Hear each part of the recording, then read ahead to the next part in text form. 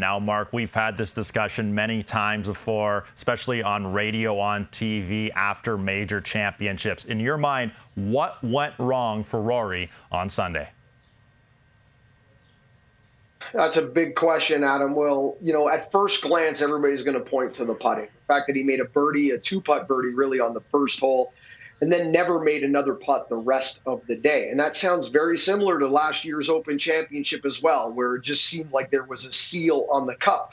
Bob, earlier in the week on Saturday, suggested that Rory's got to get his putts to the hole if he's going to have a chance at all. So, maybe Rory was listening to Bob a bit because he did get it to the hole. We can give him that except with the exception of a few lag putts, most of the putts that he tried to make in that 15 to 20 foot range did get past the cup.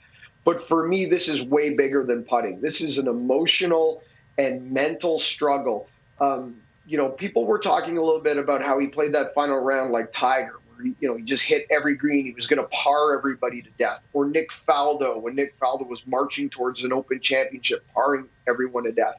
I didn't really see it that way. I kind of saw it more like Rory was playing not to lose as opposed to win. He never took his shot. He never tried to, grasp the trophy and said, I'm going to take this. This is mine. I'm running with it. It was just so defensive, it felt to me. And I said this to you Monday on Golf Talk Canada Radio, Adam.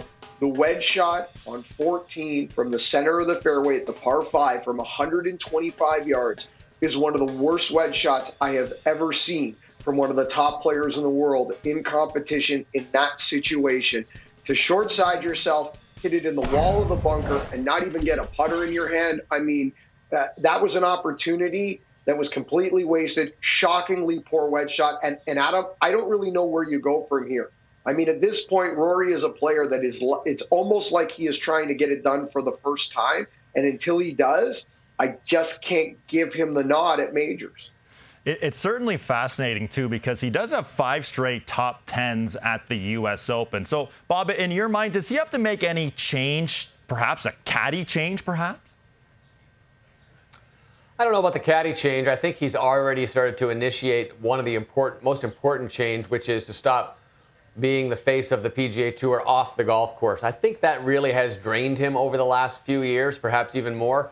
He's always being asked to do a press conference, always the first go-to when there's a crisis or a news story that breaks. And I think he gets pulled in a lot of different directions. He's the head of the Players Advisory Council as well. So I think there's a ton of stuff he does that distracts from his golf game, distracts from his focus, distracts from his, perhaps from his freshness on the golf course. And he sort of tried to do some of that this week. You could see that where he didn't really come into the press room, as it were. And so I think, to me, that's the biggest thing. I don't think a caddy change is the big part of this. And I think there's also the danger of reading too much into this. Only one guy beat him the entire week.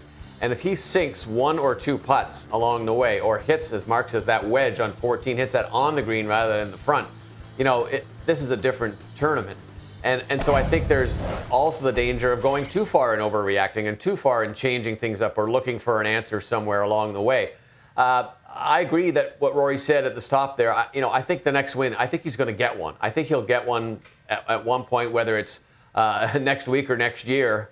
I'm not sure yet. But if that putter was just a hair better, and if his approach shots, let's see, one other thing to look at was his approach shots were not great even when he was hitting a lot of greens. He was always leaving himself 20 and 25 footers with only a couple of exceptions. So those are hard to make consistently out there. And but again, if 1 or 2 of those falls, this is really a whole different tournament that we're looking at. And looking at it from a glass half full perspective too, Rory McIlroy had that driver going in a big way at the U.S. Open. And right now, looking ahead to the Open Championship, he is the betting favorite on FanDuel at +800.